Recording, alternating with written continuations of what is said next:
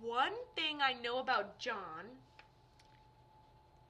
is he said, hold on. He goes, it was kind of a surprise to me, and then right when it happened, I thought it was going to be okay. So there's an instant moment of recognizing, understanding, realization, whatever word it is that I'm looking for here. He goes, there's an instant where I'm like, it like, everything happens, but then I'm like, okay, I think I'm going to be fine. Or like, oh my gosh, I'm still here. And then that's the last thing that essentially they remember.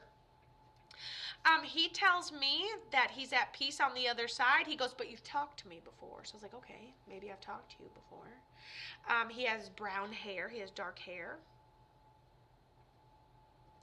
He says he says he's completely okay on the other side. He tells me he visits you through music, but also feel like I'm at a crossroads in life generally. Perfect. Let's bring him in, and then we'll even draw some cards for you, Cami. It's really no big deal. Love you, girl.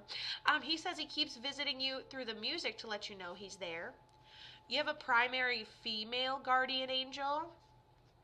Honestly, she does something weird and shows me a handbag or like a bucket of some sort. So I don't know if anybody has like her purse or something of hers or something, something of hers is inside of something. I can't really tell, but she definitely gives me an accessory of some sort and then says we have her jewelry. And she goes, she had a hard time talking toward the end. That was this grandma lady. She probably couldn't get around super good. Primary guardian angel. Can't help when they bust through the doors, to be completely honest with you. Okay, hi, Genji. And then he says that he had a brief moment of realization. He goes, oh my gosh, I'm still here, and then left. And then he comes to you through the repeating music. Does this make sense? Oh my gosh, music, yes. Love that. Female's my grandma. Perfect. So female primary guardian angel with you each and every day. Constant harassment is this female. John tells me he passes before his time and he goes down all at once. He goes, it was almost instant, but then it was kind of like a tragic thing. Like, oh, he's going to be okay. It seems like a tipping point. Like, is he good? Like, let's say someone gets into a car accident and they get out. And then we're like, he made it! And then he passes. And then he collapses because the impacts were, it only looked like we were totally okay. I don't know what I'm even saying here. Okay. And then he also says shirts, like things of mine that we wear, that we honor my memory with. So we may have something of his, like a shirt in honor of his memory. And I said, did you see this coming? He goes, not like that. Not like that. So what ended up happening to John, if you don't mind me asking? He overdosed. So I'm sure he thought he was just going to get high. Oh my goodness. And I was like, did you know that this was happening? I forgot to write tragic, even though hopefully I said it, but it was a sign symbol. And so he overdosed. So oh wow, that stinks. Yeah, so he says, wow, Kato, and I thought I got help once, but I just got better at hiding it. That's what he says. So it's something he struggled with for a while. He had bouts where he did better, and then he would, it'd kind of be like, what do you mean you're back on it? But that would be like weeks before then, So I think that there was an element of hiding it, and yeah. I could totally. And then he went down all of a sudden. He goes, I feel good.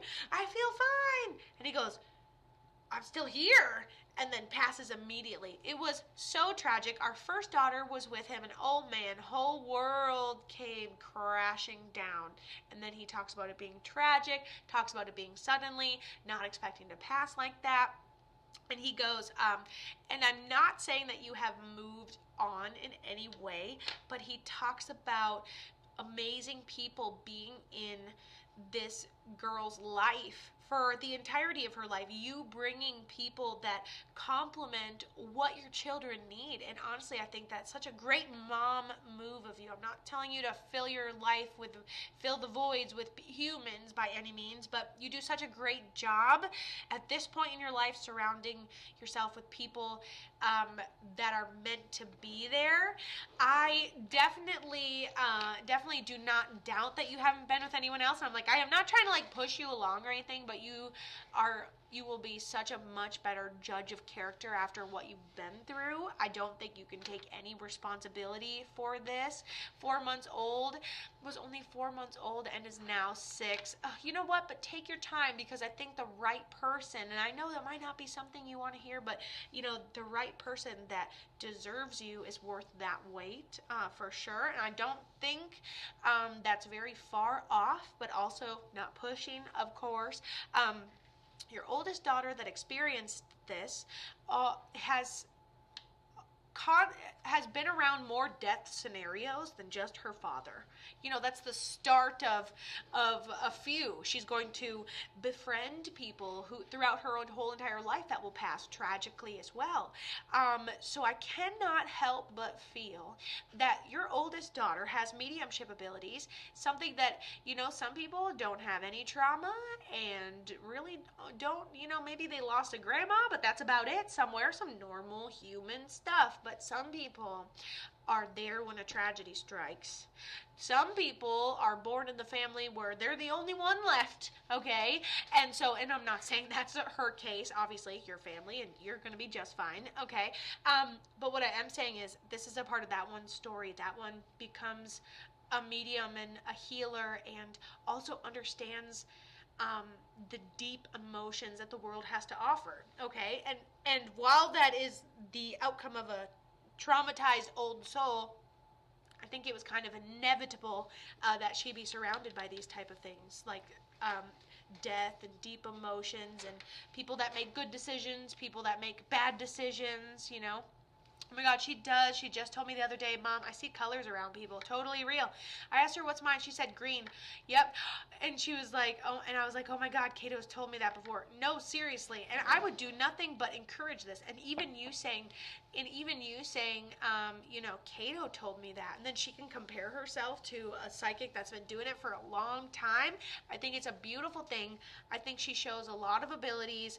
And just keep your feet grounded, little one. That's what I would tell her. Just keep your feet grounded. Dad's there, sorry for traumatizing you.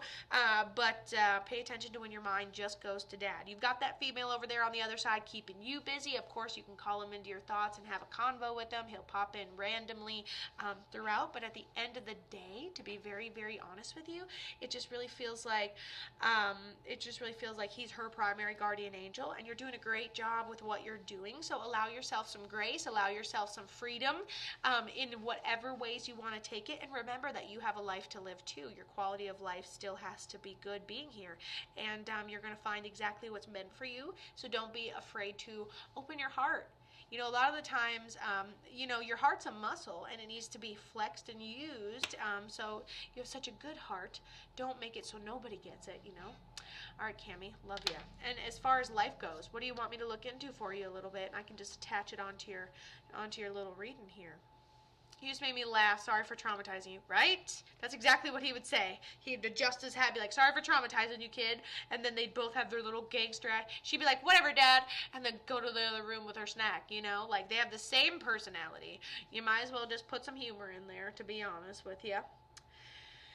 And then in just a second, I'll draw a card for Leah Goldie and tell her what her aura is and who her primary guardian angel is, and then I'll use the potty. Work like, I don't know, where to go career-wise. I think that you're not done building and you could take other opportunities, or if it was something voluntary, I would not even mind you, I think you're going to keep it around $17 an hour. I think that you would be great at, doing something that keeps you around customer service, but also maybe even a part-time working with people even a teacher's assistant for mentally handicapped students. You could be a therapist. I see you having two drastic things that you do, and one thing you do to pay the bills, and one thing you do that you just kind of love, and I see you kind of wrapping yourself up into that. So I think that it doesn't matter if you are a Walmart pays $17 an hour, and guess what? Walmart pays the bills. All my bills pretty much are Walmart, but that's fine. And So I see the world for you, and it's whatever you want to build, because you have people out there that are trying to be manifested by you. You could manifest a great life. You could manifest lots of balance. Yes, they do, especially with our second daughter. She's got her dad's humor, right?